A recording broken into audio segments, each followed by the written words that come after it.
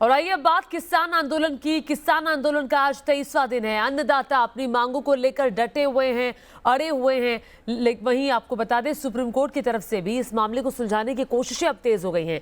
इस बीच पीएम मोदी आज मध्य प्रदेश में एक किसान सम्मेलन को वीडियो कॉन्फ्रेंसिंग के जरिए संबोधित करेंगे और किसानों की शंका को दूर करने की कोशिश करेंगे। कृषि कानून को लेकर किसानों के विरोध के बीच पहले दिन से सरकार यही कह रही है कि ये कानून अन्नदाताओं के हक में है, लेकिन किसान है कि इस कानून को वापस लेने की मांग पर अड़े हैं। सरकार की तरफ से तमाम आश्वासनों के बावजूद उनका आंदोलन खत्म होता नहीं दिख रहा है। किसानों के जारी आंदोलन के बीच पीएम मोदी आज मध्य प्रदेश में एक किसान सम्मेलन को वीडियो कॉन्फ्रेंसिंग के जरिए संबोधित करेंगे और किसानों की शंका दूर करने की कोशिश करेंगे।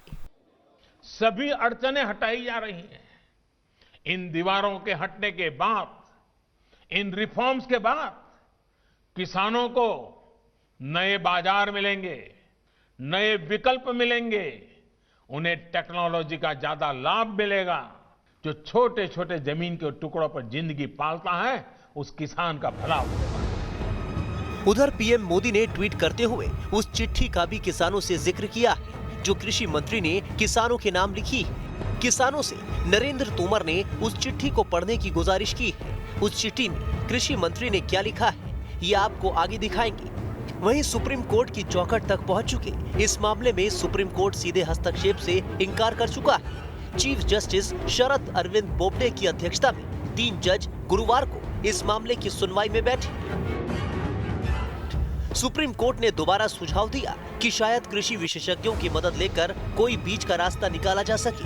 कोर्ट ने सरकार से ये भी पूछा कि क्या कृषि कानून के अमल पर फिलहाल रोक लगाई जा सकती है या देरी की जा सकती है, ताकि किसानों को ये लगे कि सरकार किसानों से बातचीत करने के लिए गंभीर है। वहीं सुप्रीम कोर्ट ने कहा कि किसानों को प्रदर्शन का हक है, लेकिन प्रदर्शन से किसी को दिक्कत नहीं होनी चाहिए। जब से इस मामले में देश की सबसे बड़ी अदालत सुप्रीम कोर्ट की एंट्री हुई है, तब से बातचीत के जरिए मामले को सुलझाने की कोशिश तेज हो गई है, जिसकी झलक कल की सुनवाई में भी देखने को मिली। सुप्रीम कोर्ट ने सरकार से जानना चाहा, क्या जब तक बातचीत से कुछ तय नहीं हो जाता, इस कृषि कानून को लागू करने से रोका जा सकता है। इस मामले पर अटॉर्नी जनरल के वेणुगोपाल ने कहा कि वो सरकार से पूछकर बताएंगे।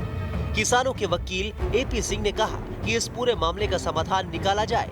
सुप्रीम कोर्ट ने कहा कि क्रिसमस की छुट्टियां हो रही हैं, इस मामले में अगली सुनवाई अवकाशकालीन पीठ करेगी। वहीं सरकार लगातार विपक्ष पर किसानों को गुमराह करने का आरोप लगा रही है, तो विपक्ष किसानों को लेकर सरकार के रवैये पर सवाल उठा रहा है।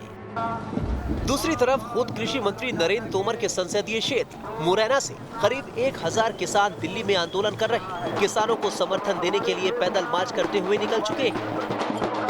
राजगोपाल पीबी हैं जो इसके प्रमुख हैं, जो इस यात्रा को दिल्ली लेके जा रहे हैं। राजगोपाल जी, हम लगातार कल से आपके संपर्क में हैं। आपको लग रहा है ये यात्रा सार्थक होगी, सरकार आपकी बात मानेगी? अभी तो उद्घाटन के बाद और मीडिया के एक्टिव सपोर्ट के बाद मुझे लगता है कि मैसेज वहां तक जा रहा है, सरकार तक जा रहा है।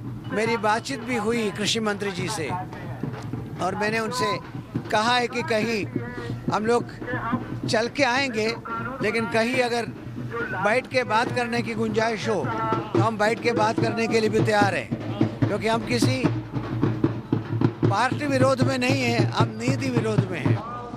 उधर आंदोलन पर डटे किसानों को देश भर से अलग अलग रूप में लोगों का समर्थन मिल रहा है। दिल्ली से 1100 किलोमीटर दूर बिहार से एक साइकिलिस्ट साइकिल चलाकर किसानों को समर्थन देने दिल्ली के टिकरी बॉर्डर पहुंचा।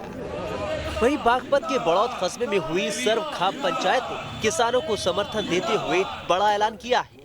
खाप के लोगों ने 19 दिसंबर से Delhi Yamunotri highway NH 709B को जाम करने का ऐलान किया है। फैसला लिया, दिल्ली सहारनपुर रोड को जाम किया जाएगा 19 तारीख में, और ये धरना अनिश्चितकालीन होगा। जब तक सिंधु बॉर्डर का यूपी गेट का धरना चलेगा तब तक नहीं चलेगा। जाहिर है एक तरफ किसान अपनी मांगों को लेकर टस से मस नहीं हो रहे हैं, ऐसे में बातचीत से ही कोई रास्ता निकल सकता है, लेकिन इसकी रूपरेखा क्या होगी ये अब सुप्रीम कोर्ट तय करेगा।